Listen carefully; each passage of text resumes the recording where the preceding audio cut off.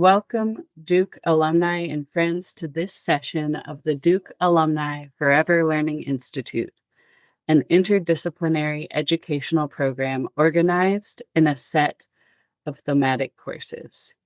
I am Amy Allen, Senior Program Coordinator for the Lifelong Learning Team with Duke Alumni Engagement and Development. Thank you for joining our program On the Swamp, Fighting for Indigenous Environmental Justice. This program is part of our theme, the Duke Reads Book Club, which will offer a unique opportunity to hear directly from Duke faculty about their research and writing across a variety of disciplines and subjects. Today's program is the first session in the Duke Reads Book Club series, and we will be hearing from Ryan Emanuel about his book, On the Swamp, Fighting for Indigenous Environmental Justice, which explores the intersection of environmental science and Indigenous advocacy. Joining us today is Ryan Emanuel, Associate Professor at the Nicholas School of the Environment. Ryan is a hydrologist, community-engaged scholar, and graduate of the Duke class of 1999. He now leads a research group based at the Duke River Center that studies how humans and our non-human relatives affect and are affected by water and environmental processes. His work promotes environmental justice and Indigenous rights through research, teaching, and public engagement. Ryan is an enrolled member of the Lumbee Tribe of North Carolina. Welcome to the Forever Learning Institute, Ryan. Thank you so much for featuring my book as part of this series, and thanks for inviting me on to come and talk about it a little bit and discuss with you all. I want to start by saying that I wrote this book in part to model for students and professionals and even the general public how to use conceptual frameworks like environmental justice and Indigenous rights to understand and address the deep connections between present-day environmental issues, including climate change, and the long histories of settler colonialism that prop up many of the disparities that are laid bare by these issues. I also wrote this book for my people to share some stories about survival, resilience, and adaptation in the midst of radical environmental changes to our homelands. And to be clear, I'm writing about my people, the Lumbee, but also about our Indigenous neighbors and kin in what's now Eastern North Carolina. My ultimate goal was to do right by both of these audiences. The future's riding on the extent to which the public understand environmental justice and Indigenous rights clearly and not just as buzzwords. And the practice of telling our stories is important for ensuring that Indigenous peoples are included in decisions about the future that frankly will affect all of us. I want to say that I didn't start out writing a book. I'm trained as a hydrologist, a water scientist. I went into that field because I was simultaneously drawn to the outdoors, particularly rivers and forests and mountains. But I also really like math and physics and computer modeling. And it turns out that hydrology allows you to merge all of those things. And all of my academic training focus on Western scientific frameworks for understanding rivers and their surrounding landscapes as complex integrated systems. And for the first several years of my career, I focused almost exclusively on environmental fieldwork, computer modeling, and data analysis in places like the Northern Rocky Mountains, the Southern Appalachians, and coastal North Carolina. On the left is one of my former graduate students back when I worked at NC State in his home country of Honduras. We're installing a water quality monitoring station to understand the impacts of agroforestry on water quality. On the right is a photo of me as a brand new assistant professor at Appalachian State University, helping to build an atmospheric monitoring station to study air quality and weather around Boone. And so as you can see, I was trained to measure, monitor, and quantify the environment using sensors and computers and similar technologies. I also taught, and I continue to teach, hydrology and environmental science more generally to hundreds of undergraduate and graduate students. I moved from Appalachian State early in my career, which is a predominantly undergraduate institution, to North Carolina State University, a very large, research-extensive University, where I continued to build a research program that focused on interactions between plants, soils, and water in all kinds of environments. And indeed, that work has continued in the 3 years that I've been at Duke. Importantly, moving to the Triangle allowed me to be closer to my home. Lumbee homelands are in southeastern North Carolina. From a very early age, my Lumbee family taught me that the purpose of education is to serve your people. And when you aim to serve your people, proximity matters. And one problem with serving your people is that you don't always get a lot of career specific advice. The Lumbee community produces a lot of physicians, attorneys, and teachers, but not many environmental scientists. In fact, I didn't meet any Lumbee or even Native American environmental scientists until I was a professor myself. So think about this for a moment. The first time I was in the classroom with a Native American professor was on my first day of teaching. I was the professor. So representation matters. I had many mentors and role models, but in the absence of a Lumbee specific roadmap, it took me a long time to figure out what it meant to serve one's people as an academic and as a scientist. So, as an assistant professor, I became an ambassador for STEM and higher education in general, attending college recruiting events, hosting visiting groups of students on campus, and leading science field days for youth. And it was great, but it was somewhat disconnected from the research that I was passionate about.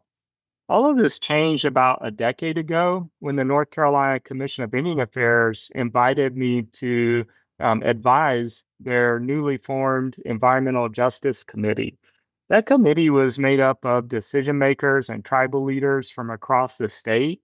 All of them had an interest in protecting the communities and the landscapes that our ancestors have called home since time immemorial. And joining that committee was a leap of faith for me because I didn't have a background in environmental justice or environmental policy, but I knew that the time was right for this kind of work and it needed to get done. I want to pause for just a moment and make sure all of you are oriented to Indigenous peoples of North Carolina.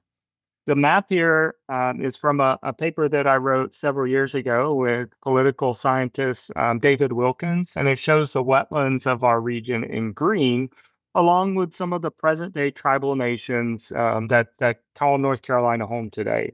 Many of these communities are survivors of historic peoples whose societies were shattered by colonialism during the early 1700s.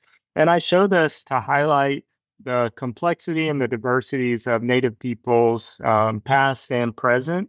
But I also want to point out that many of the tribal communities in present day North Carolina are located in the coastal plain, which is that area that's dominated by green.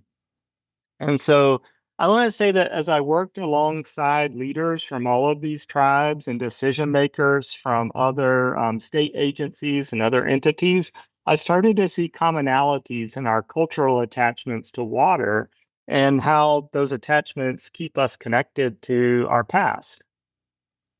I saw these things while paddling blackwater streams with members of the Coharie tribe, visiting culturally important springs with Halawasaponi people, and spending time on my own ancestral river, the Lumbee River. And I listened carefully to understand the many ways that Indigenous people in this region think about their relationships to water. This is my friend Philip Bell from the Coharie tribe on our first paddling trip together back in 2014. So if you have read the book, you know Philip Bell is a character from a couple of the chapters. During this time, I also caught glimpses of threats to our waters, threats from fossil fuels like the Atlantic Coast Pipeline, or threats from industrial livestock pollution. This is a massive bank of 48 industrial poultry sheds that were under construction in 2019 when I took this photo. For scale, each one of these buildings is 600 feet long or 200 meters long. Unlike swine operations, the poultry facilities require no water quality permits, and there's frankly little public information about them. Yet they're a major source of nutrient and bacteria pollution to nearby waterways.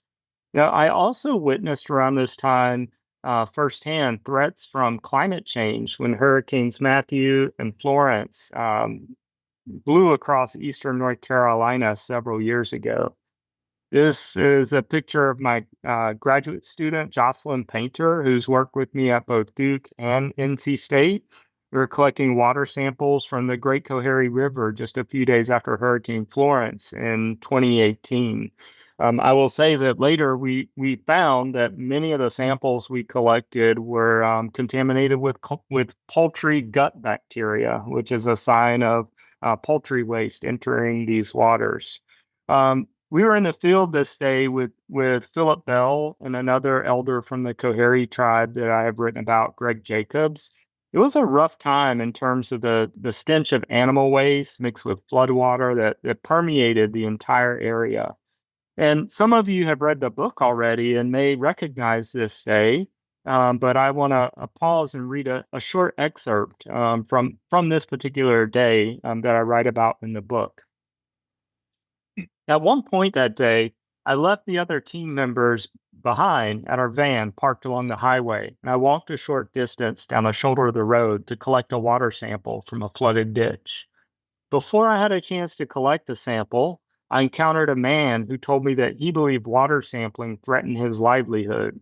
Lucky for me, he explained, my shirt, a bright red polo shirt with my university's logo, was the only reason he had not shot his gun at me.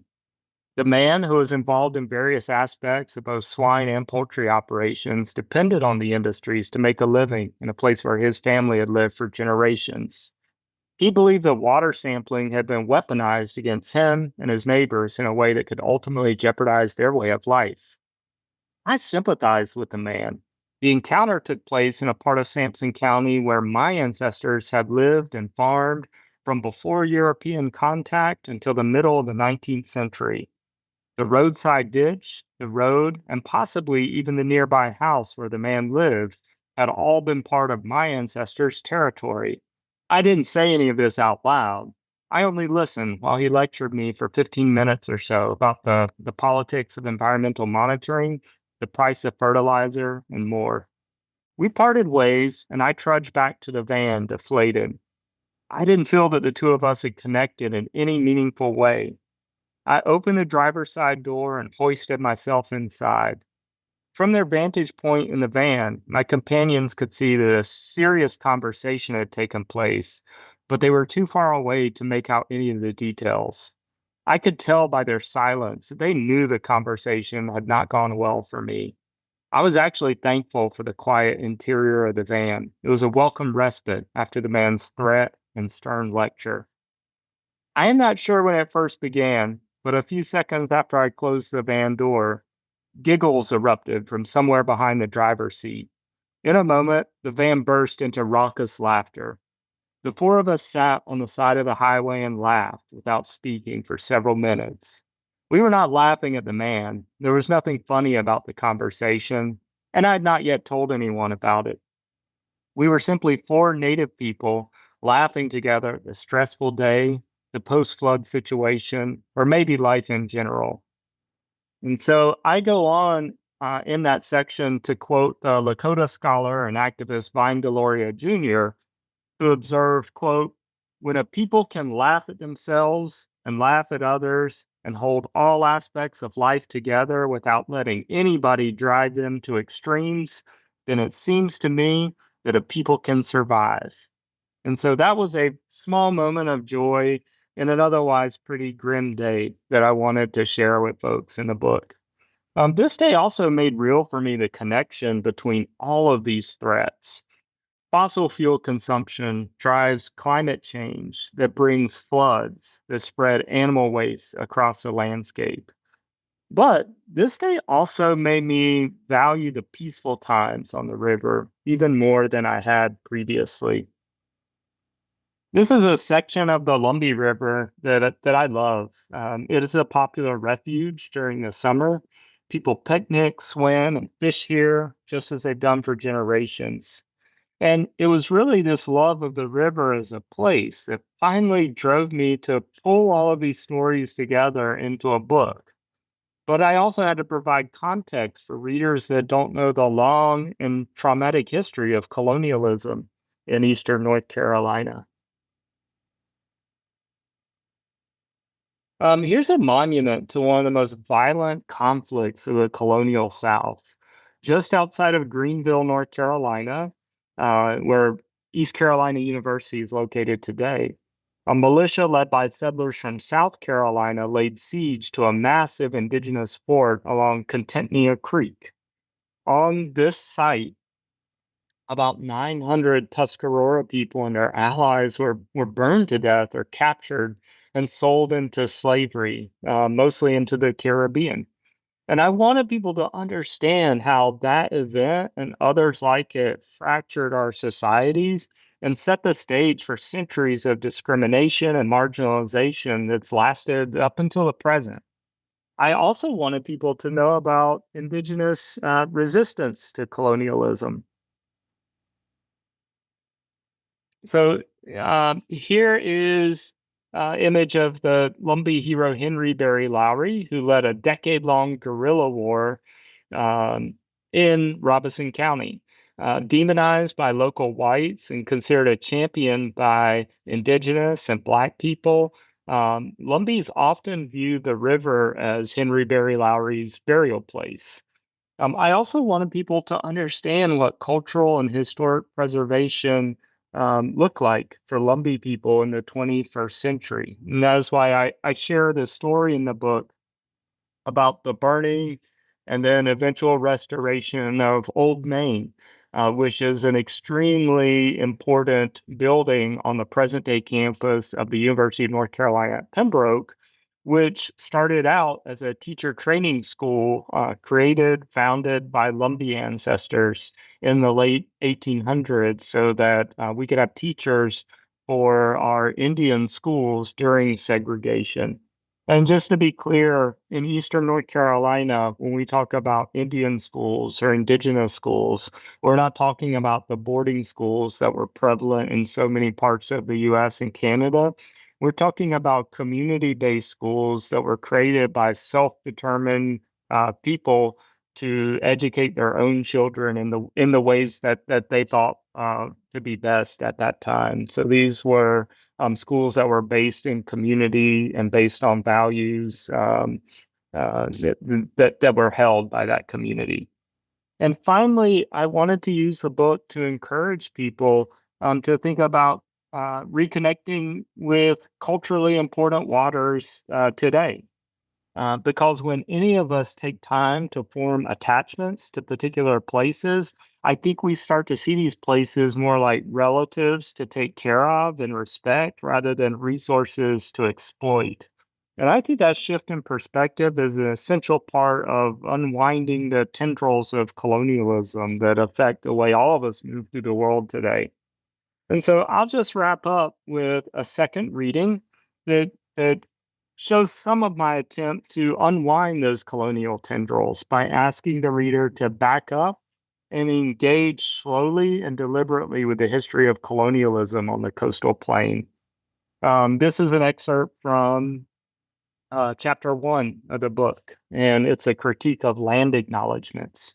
Land acknowledgments vary in format, but people today generally recognize them as a brief oral or written declaration that identifies specific Indigenous peoples, past and present, who claim ties to a specific place, usually the place where the declaration is made. Well-researched and respectful land acknowledgments instruct, and they also invite meaningful reflection and action. Universities, museums, governments, and other institutions sometimes use land acknowledgments to affirm existing relationships with Indigenous peoples, or they use aspirational language to remind themselves of how these relationships ought to be. Too often, however, land acknowledgments are throwaway statements. They're fill-in-the-blank exercises that amount to nothing more than looking up the name of a specific group and announcing that these people were the original inhabitants of the land where an office, lecture hall, or conference center is located today. As land acknowledgments, and especially institutional land acknowledgments, become commonplace, Indigenous and non-Indigenous people have pointed to an overwhelming lack of action to back up the statements. Critics predict that land acknowledgements will become yet another rote exercise in the rhythm of professional and academic lives. Beneath the eloquence, they warn, statements lack not only action, but also measures of accountability and reciprocity needed to address historical injustices and build relationships with present day Indigenous peoples. Other critics call on institutions to move beyond acknowledging Indigenous lands and to return what was taken, a movement known as land back. Their critiques revolve around the idea that words alone are cheap and easy to come by. Words matter, but so do actions when it comes to setting things right. I agree with these critiques. In recent years, land acknowledgements have become cheap and easy. Today, anyone with internet access can find information about Indigenous territorial claims in the present day United States. Web based tools display maps that purport to show historic and present day tribal boundaries. They can even deliver the name of a local tribe via text message based on one's postal code. Unfortunately, there's presently no way to verify the accuracy of this information or to know whether Indigenous people are even involved in the collection, verification, and dissemination of information about territorial claims. More than 50 years ago, Lakota scholar Vine Deloria Jr. lamented the proliferation of what he called easy knowledge about Indians. In his groundbreaking book, Custer Died for Your Sins, Deloria explained that settlers have always been quick to explain who Native Americans are, where we came from, and even, unnervingly, what it's like to be us. Deloria's words ring true today when it comes to the accessibility of resources for crafting land acknowledgements. Maps and more are at our fingertips. Unfortunately, this easy knowledge does little to promote reciprocity, accountability, or redress for the expropriation of Indigenous territory. Instead, it reinforces the idea that land acknowledgements are simply fill in the blank exercises, in which the only tricky part is correctly pronouncing the name of a tribe that one has discovered through a web based tool. At the heart of criticism over land acknowledgements is a need to reckon with the exploitative histories of governments, universities, and other institutions that are now clamoring to adopt their own statements. In the US, especially harsh critiques have been reserved for land grant universities, which were initially funded through the congressionally authorized sale of expropriated Indigenous territory. Whether the territory was ceded by treaty or acquired in some other way, the terms were rarely fair toward Indigenous people. Coercion and deceit abounded. By no means are land grant institutions the sole beneficiaries of Indigenous exploitation, but the federally sanctioned sale left a massive paper trail that made it possible to document down to the acre and dollar how institutions throughout the U.S. benefited from the sale of ill-gotten Indigenous lands. Even when land acknowledgements mention the exploitation and dispossession of Indigenous peoples, and even when they remember that the descendants of those people still live nearby, the statements rarely call for anything more than a moment of somber reflection before moving on to other business. Whatever the intentions behind land acknowledgements, I am intrigued that otherwise well educated listeners, especially university audiences, require continuous reminders that they occupy stolen land. Settler colonialism not only erases, it feeds on its own forgetfulness. So, it's a tall order, but I really do want to see the next generation of professionals, of researchers, of citizens equipped with a different mindset for thinking through environmental issues, or at least knowing that their mindset is just one of many. To me, that is the baseline step that's necessary before we can start to have change making conversations about things like environmental justice or Indigenous rights. So, thanks for coming today and listening. And I'd love to spend the rest of our time together hearing from you all. What did you find meaningful or puzzling or challenging about the book? Or what questions do you have for me? Thank you so much. Could you tell us more about the statewide environmental justice group, and are they making progress, and are you hopeful? And what kinds of things are you doing? Yeah, so in terms of statewide environmental justice group, there is a group called the North Carolina Environmental Justice Network. Is that the group that you're referring to? The group that you said you joined. Oh, the North Carolina Commission of Indian Affairs. Okay, yeah, that. Yeah, so the commission's been around for a very long time, and their primary mission is to advise state government on all matters related to Indigenous people. And throughout their history, they focus much of their efforts on providing advice around healthcare, economic development, education. And it's only been in the past 10 to 15 years that they've intentionally advise government on things around the environment or connections between indigenous peoples and the environment or environmental justice.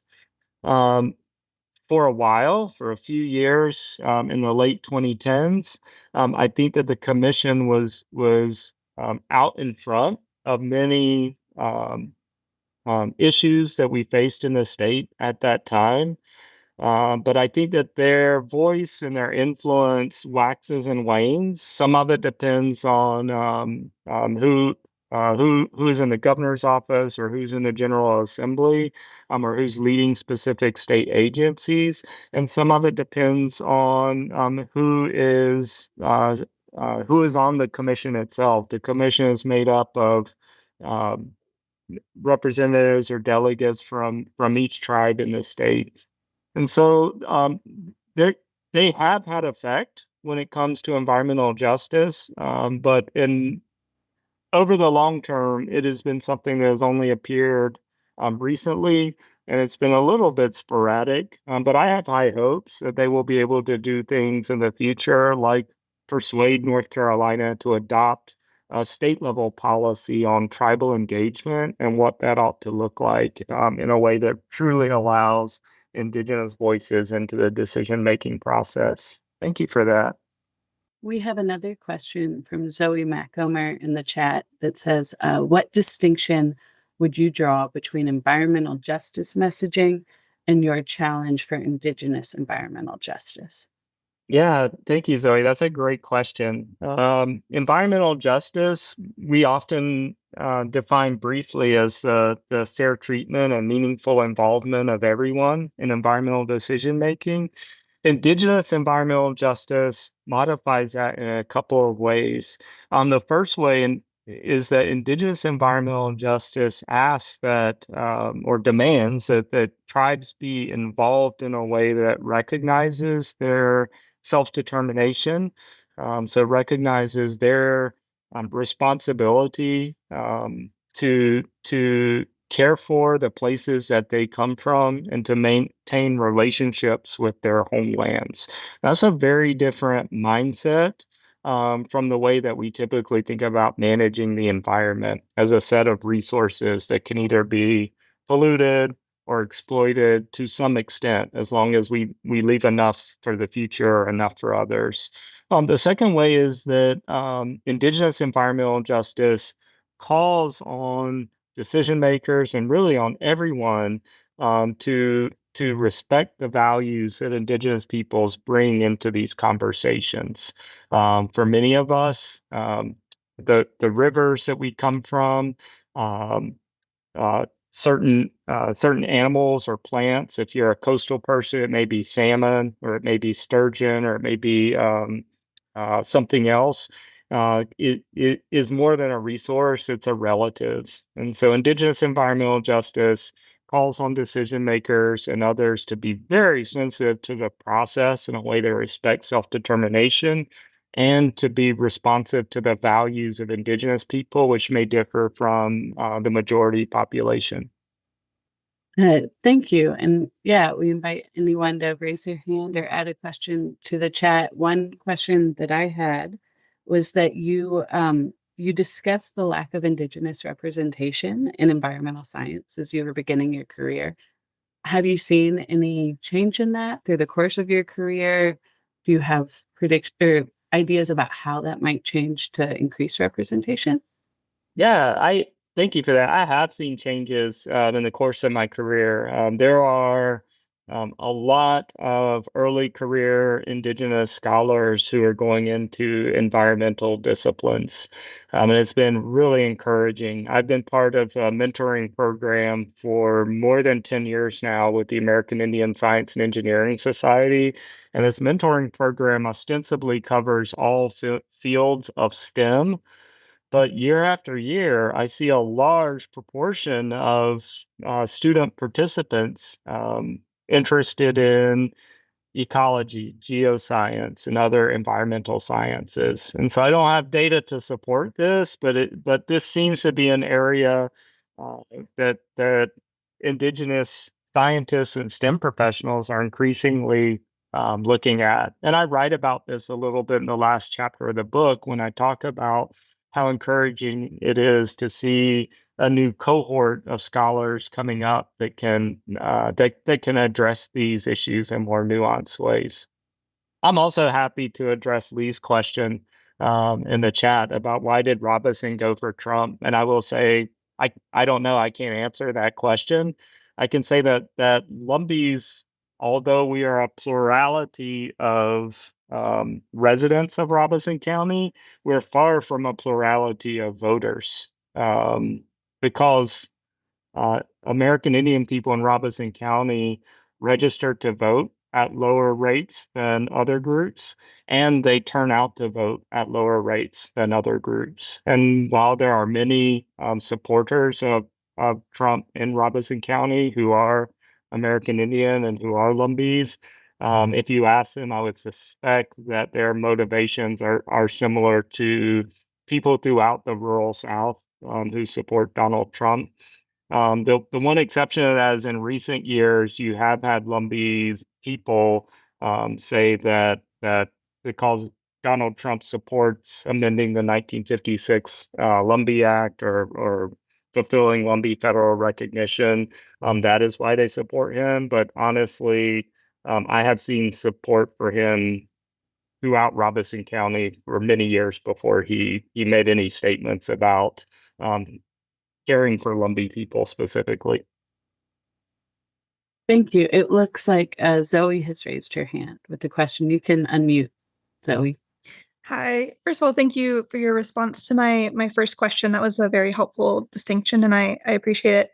My second question is actually, I think we overlapped during my time at Duke. I think I was a sophomore when you arrived, and I may have even reached out to you around the time that you showed up. So now I'm regretting that we never had a conversation while I was on campus. But my focus in undergrad was on urban environmental justice. So I had an urban studies degree, and I've thought some about the distinction between rural and urban environmental justice, especially thinking about the historical roots of environmental justice and the stories that we tell. I'm curious how you see the relationship between urban and rural environmental justice, and whether you would say that these are kind of interests that are in competition, or maybe ways that they could collaborate in the future. Yeah, that is fascinating, and thank you for bringing that up. I think a lot of environmental justice scholars come up studying case studies that are urban in nature. Um, my introduction to environmental justice was primarily through hands-on engagement with rural communities, and so my own perspective is highly influenced by the issues that rural communities face around pollution, around the degradation of natural and working landscapes, and things like that. And so for a lot of the urban case studies, we rightly focus on pollution, especially air quality, access to urban green space or other environmental amenities. And these are issues that are shared across rural and urban communities.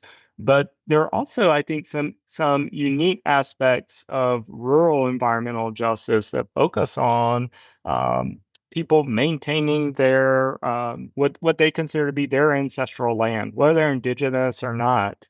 Rural communities definitely have this connection to land that drives a lot of the advocacy and activism around environmental justice. So that's my that's my thought on these two distinctions, which are really fascinating. Ethan asks, why do you think there's so much more attention on nature out west than on the nature and incredible biodiversity we have in the Southeast? That's a great question, Ethan. I don't really address that specific question anywhere in the book. Um, I I think, and I don't know this. This is my hypothesis is that in the Southeast, when many of us travel around the region, we're not seeing that rich biodiversity and nature that rightly exists and that you bring up in your comment. I'm thinking about my travel plans for the weekend are going to involve a trip to the beach. And on the way to the beach, I'm going to be driving through farmland that doesn't reflect that rich biodiversity that often lies along our floodplains and our wetland corridors. And so I think in the popular imagination, the Southeast is not a place of incredible nature, but for those of us who live here, or those of us who recreate here or have deep ties to natural places in the Southeast, we know that that's not true. And so my hypothesis is that this is an issue of the public imagination, what we imagine the Southeast to be versus what we imagine the West to be. While in reality, these are both places full of biodiversity and natural beauty.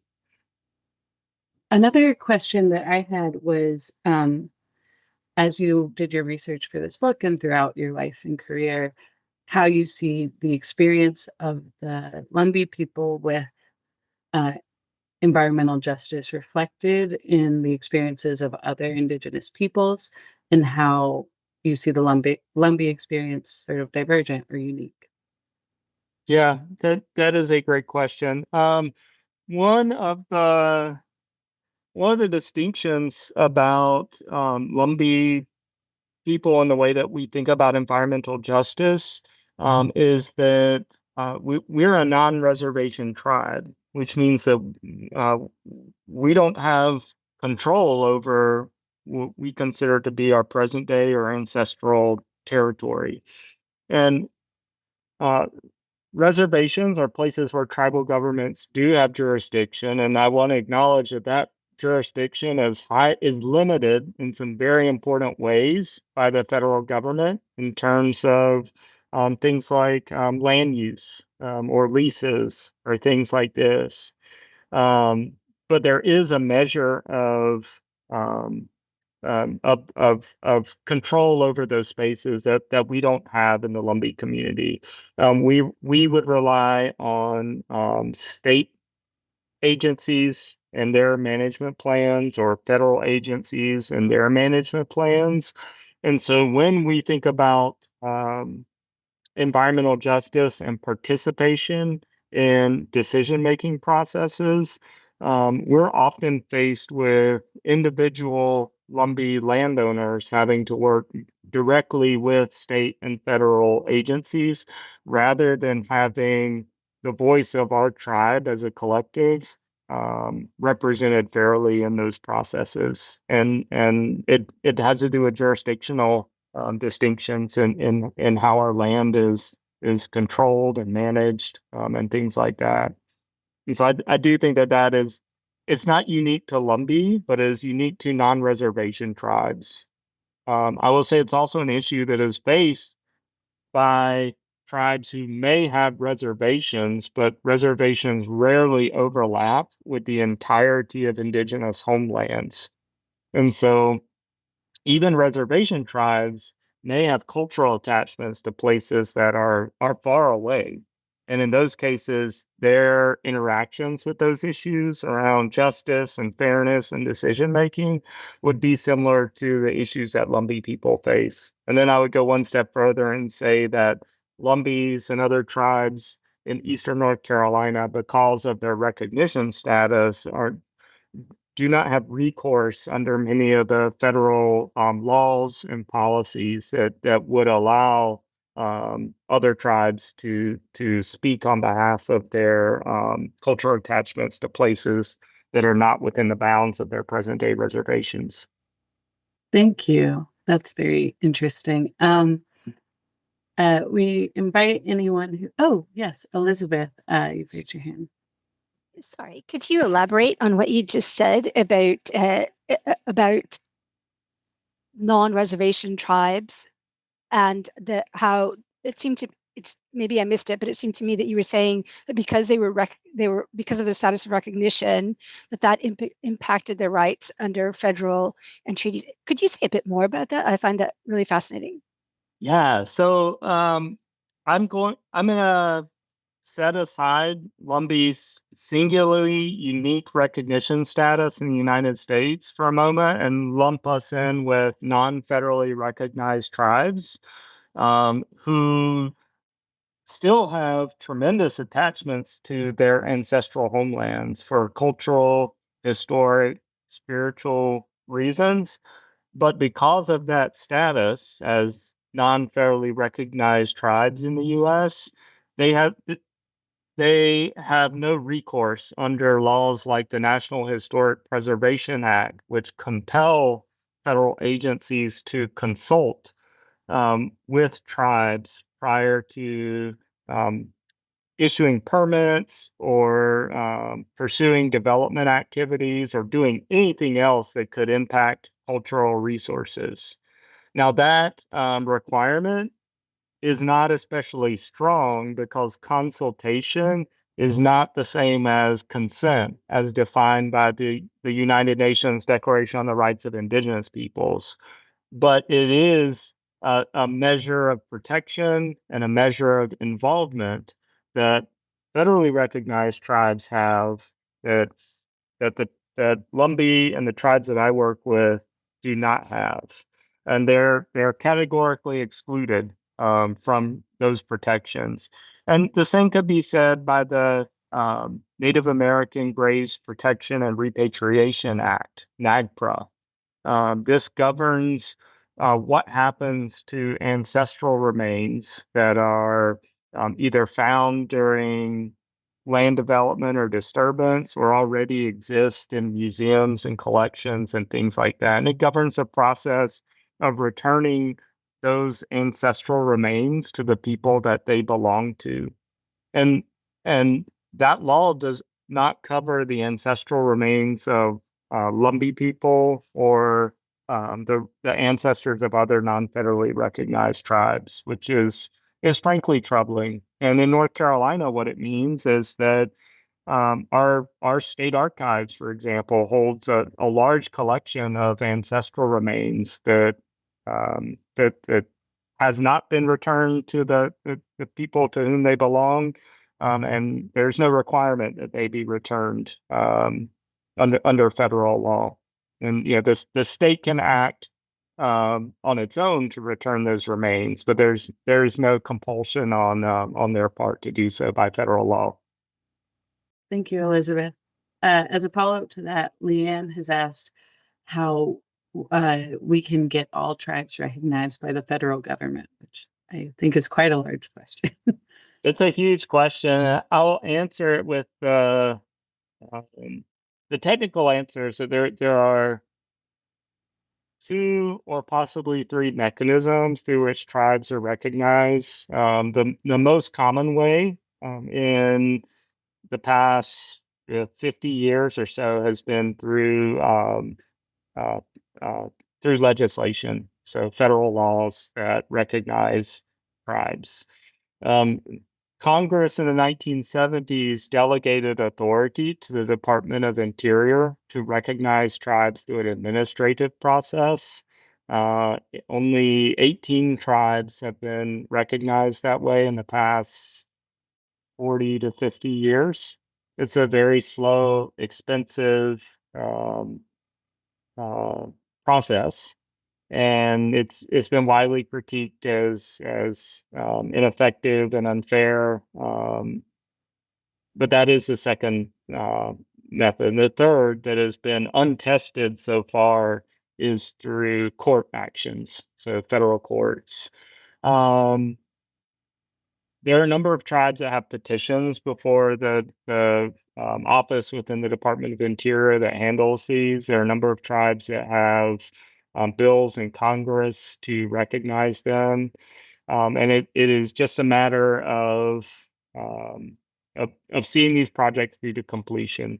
Vine Deloria Jr. advocated in the 1960s for a blanket recognition of Indigenous peoples of the Eastern Seaboard to acknowledge their status as first contact peoples, and their shared experiences with colonialism. That's one of the only efforts. It wasn't even an effort; it was just a proposal. One of the only proposals that I have seen to recognize more than one tribe at a time.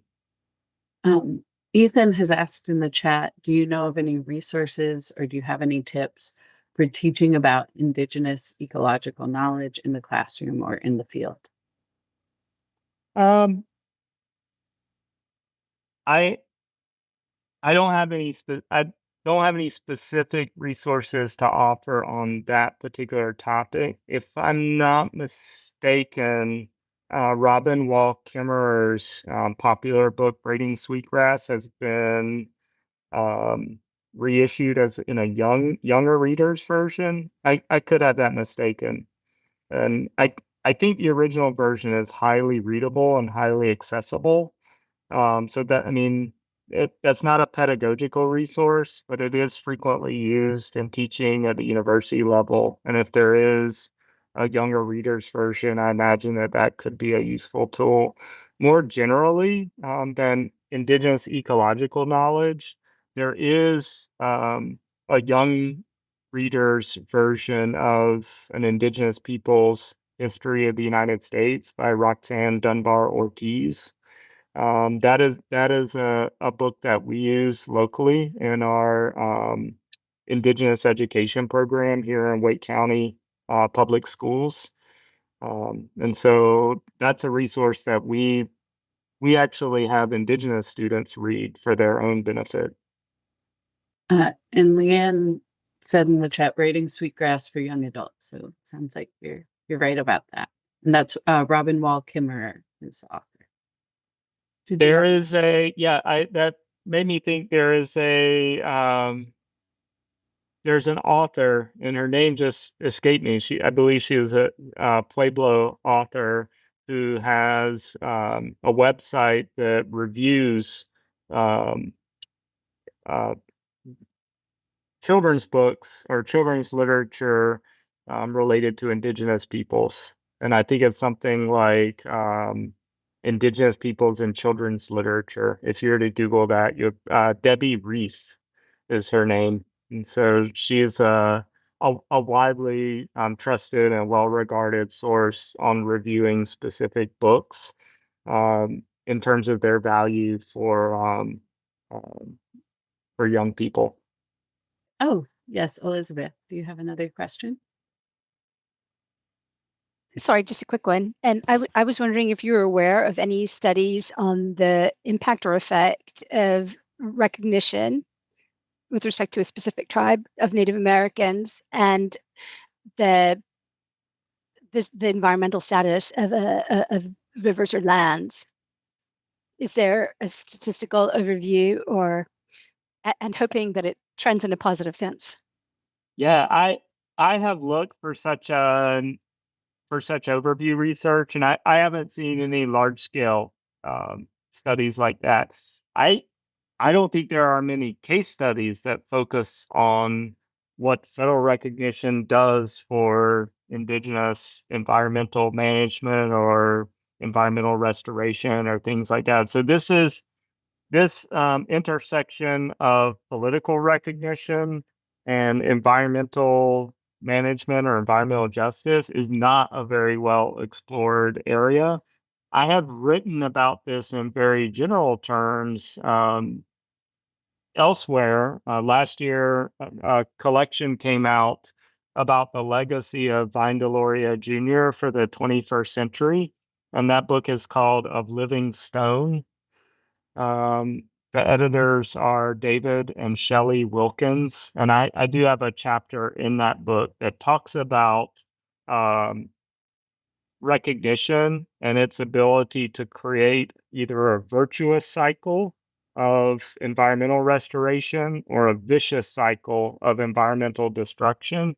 But when I was researching that chapter, I found very little published research on that topic. And so my work was based mostly on the experiences that I had working with my tribe and other tribes mentioned in the book. We have one more question, and this, I think it will be our last question of the day, of from let's see, Shayna. Would you feel differently about land acknowledgements if there were a way to verify the land rights more accurately? She says when she lived in Australia for a couple years, she was struck by the culture where every gathering began with a land acknowledgement, and it felt like a starting point in getting people thinking about Indigenous peoples around them, despite the shortcomings of land acknowledgements. That's a great question. I would have serious questions about what it means to verify accurately. And so I would be very curious about the process that we would use to agree that this is an accurate verification of whose land this is. And the reason I say that is because there are many cases where these land claims are contested, right? And you may offer a land acknowledgement giving your well-researched answer, and you could end up offending someone, right? Because they may come from an Indigenous community that disagrees with whatever reliable source that we found. And so, like, in principle, yeah, I think I would feel better about them if we had more trust in their accuracy. But my experience is that just defining what we mean by verification can be really dicey and can open up a whole can of worms that may be more trouble than the benefits that it creates. So I don't know. I have very mixed feelings about land acknowledgements. Well, before we end for today, I was wondering if you have recommendations for how people can take action in their own community for Indigenous environmental justice. Yeah. So having said this about like whose land is it, one of the things that you will hear Indigenous communities say over and over again is that they don't want to be erased. And so if you can find a present day tribe, urban Indigenous organization, or who are the Indigenous people where you are, and what are their particular needs? What are their areas of advocacy? What does that community want to prevent erasure? So, what's their definition of not being erased? What are the venues and the scenarios that would bring visibility to their cause? Um, Find out what those are, and figure out what your role would be in advancing those. Because you will commonly hear this refrain of Indigenous people who say, "We're still here." And so, while that refrain is ubiquitous, the particulars of what it means in any place that we live can look very different. And so it's essential to hear firsthand from Indigenous communities about what does it mean to affirm that they are still here in the 21st century. Thank you so much. I think that's all the time we have today. Is there anything else you wanted to say, Ryan? Thank you all. These were great questions, and I love spending the hour with you all.